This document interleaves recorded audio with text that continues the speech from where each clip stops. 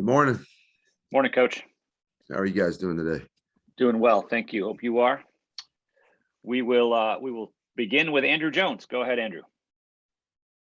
Hey, Coach. Mac was just talking about some of the things about the running game and about the use of Sam.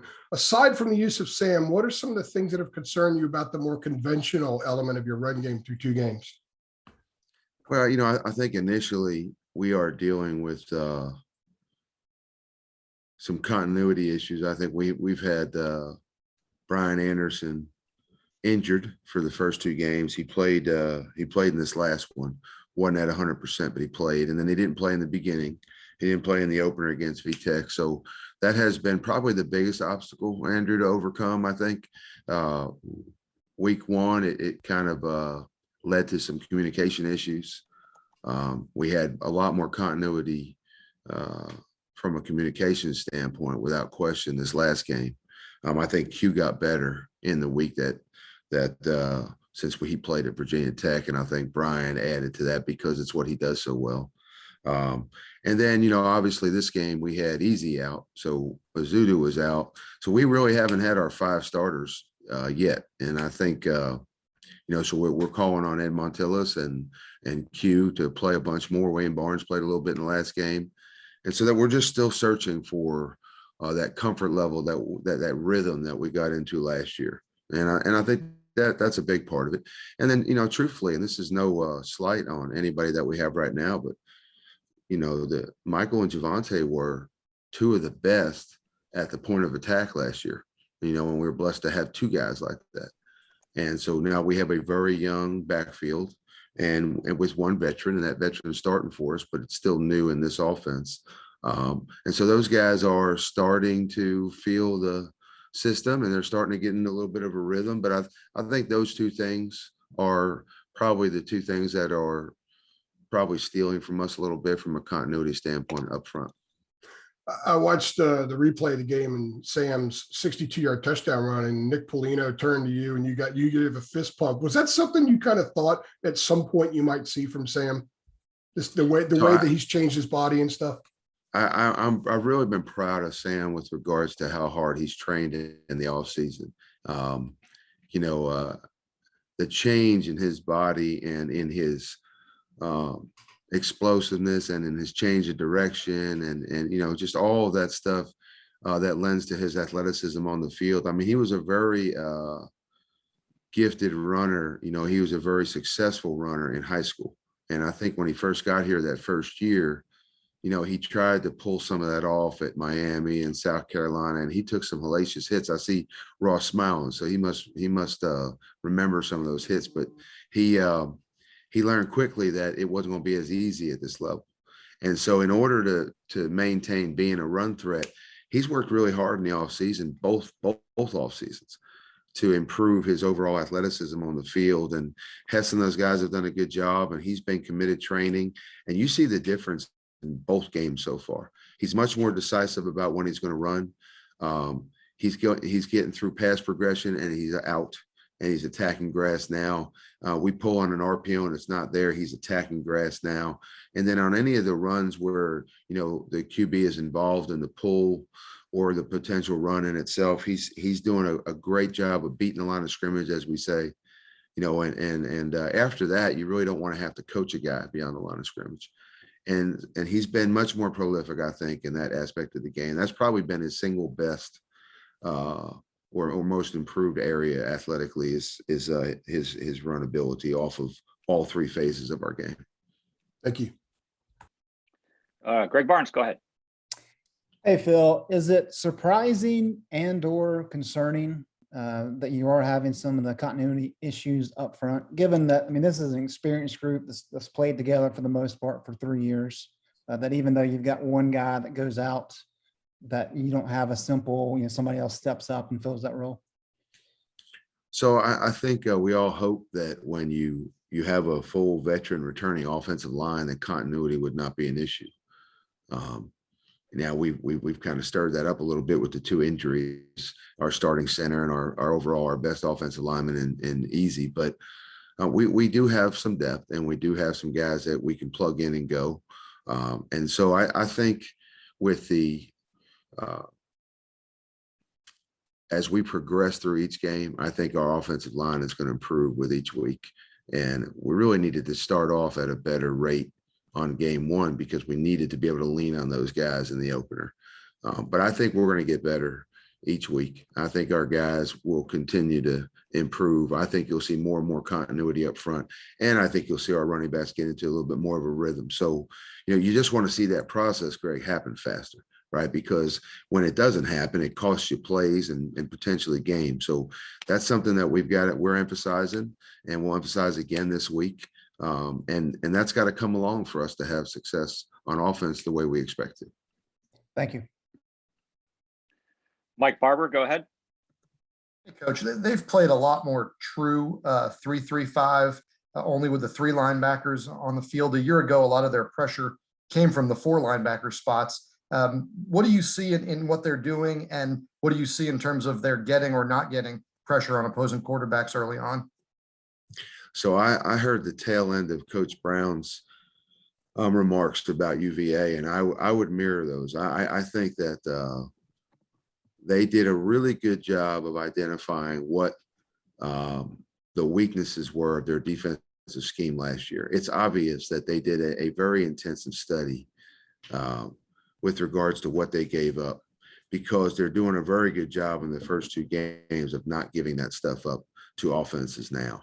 They've done a really good job from a staff standpoint, I think, schematically, of taking away the things that people were picking on them for last year. Where people had success last year, they're doing some different things. And I'm not sure, I don't know, I'm not on their staff, so I don't know their personnel situation. But typically with that kind of approach with the 3 down and you're more safety laden or safety heavy, you typically have better personnel at that position, and I would guess, and this is strictly a guess on my part, but I would guess that they are much more talented maybe in the safety room, in the defensive backs room right now than they maybe with regards to in comparison to the depth that they have on the D line. And so their approach right now is not only handling, answering some of the weaknesses that they had last year, but it's also probably playing towards their strength. We think they're very gifted at safety. They're very gifted at nickel. Their star safety, which is their middle safety, number 29, is a very, very good football player. And so they've got a lot of really good athletes that can close ground and make plays in the open field. They tackle well in the open field. So to me, they have improved their defense schematically. And I think they're playing to their strengths personnel wise. Thank you. CL Brown, go ahead. All right, Phil, we saw Antoine Green obviously have a breakout performance on Saturday. What do you feel like it's going to take to get Charfy Brown kind of in the same kind of a flow? Obviously last year he had a big catch and score against Virginia. When can we kind of expect those things again? So, with regards to AG, and I told y'all before, recruited him for a long time, very heavily at Ole Miss, and was elated when I got here and he was on the roster. So I've always thought very highly of his upside and what his potential was. And I thought this last game gave him an opportunity because we got him some targets. And I think the more we target him, the more he'll heat up. And I think he's going to be a guy we can depend on this year. And then with Charfy, a lot of it is last year he was, like they say in basketball, he was that 6th guy off the bench. You know what I mean? He came in, he made some plays, he played more sporadically. He's going to be more of an every down player, an all drive player this year, switching it off with Emory and with AG. And I think the more he plays, the better he'll get. He didn't make the catch on a walk-in touchdown opportunity last weekend.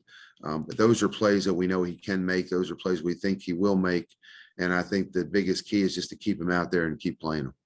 And I think that's the most important part of this thing for Charfy. And I think the play before he caught, or it might have even been a series before, I can't remember now. He caught the touchdown. I got waved off. At one point when he was coming off the field, I think I saw you, he seemed almost exasperated, like maybe he felt he was open or something. I don't know what the situation was, but just from a mental standpoint for a kid like that, how do you kind of keep him, you know he's going to get going, but how do you kind of keep him mentally in the game up until he reaches that point? So not to disagree with you, CL, but I really don't remember any frustration with Joffrey. I mean, Joffrey's probably about as positive and as happy-go-lucky and as upbeat a guy as we have in that room. I think he's dying to make plays. I've never known him to be one that gets frustrated or, if anything, he was frustrated over his drop because he knew he had a walk-in touchdown and he let it go.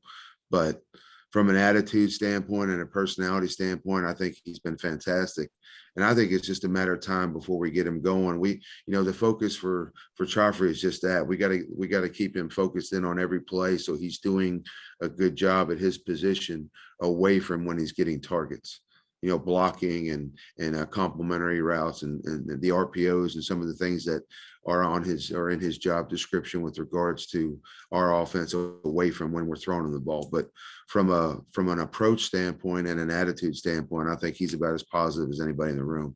So I think he just wants to make plays. He made a great catch in the end zone there that I still think is a touchdown, but they didn't give it to him and we lined it up and he got it in a different way and came back to Joffrey a little bit later on. And, we're going to keep doing that because we think he can make plays for us. Thanks, Coach. Over to Gregory Hall.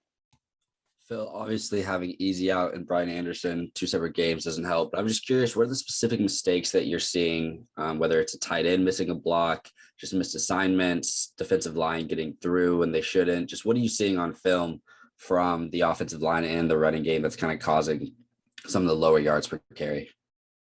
Well, the improvement from game 1 to game 2 was, it was very noticeable. I mean, we did a better job of blocking at the second level.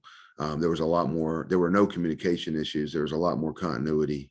And I think that we'll play even better this week up front in game 3, just because we're progressing.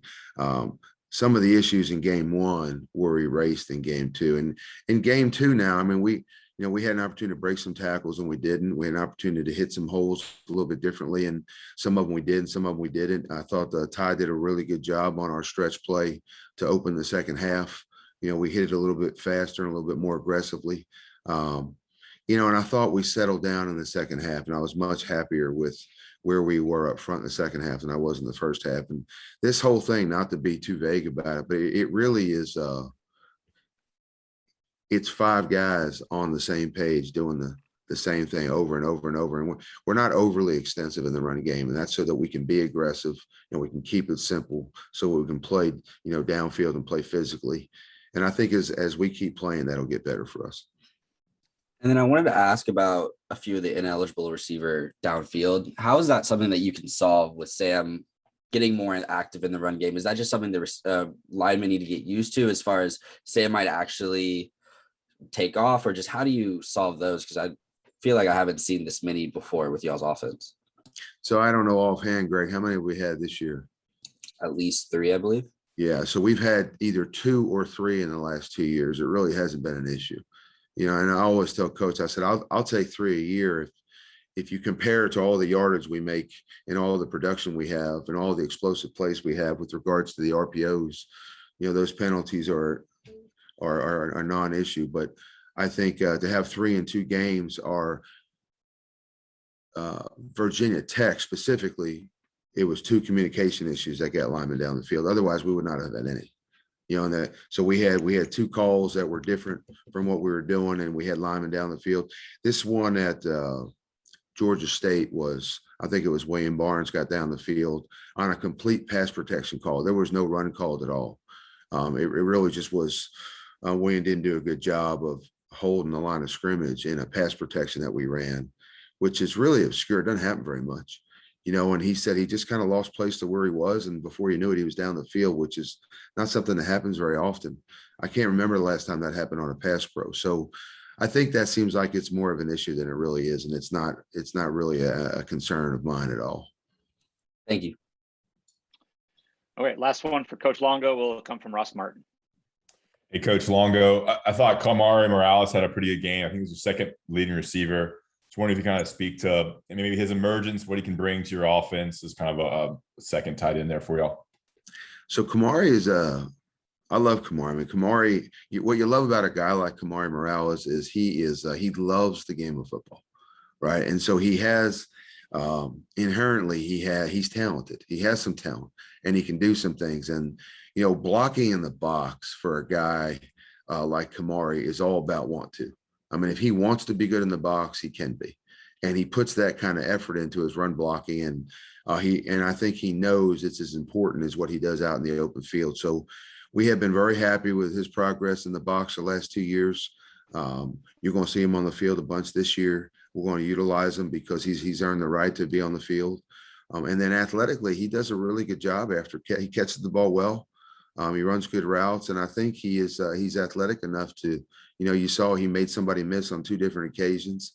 I think he gets vertical really quick. I think he can accelerate quickly, and our quarterbacks feel comfortable throwing to him. And so, it's nice to have Garrett Walston now and Kamari Morales, where you can use the 2 of them and keep the 2 of them fresh. And that's why I told you going into the season, I felt like we're happy because we're a lot deeper in the tight end room maybe than we were, the first 2 seasons that we were here.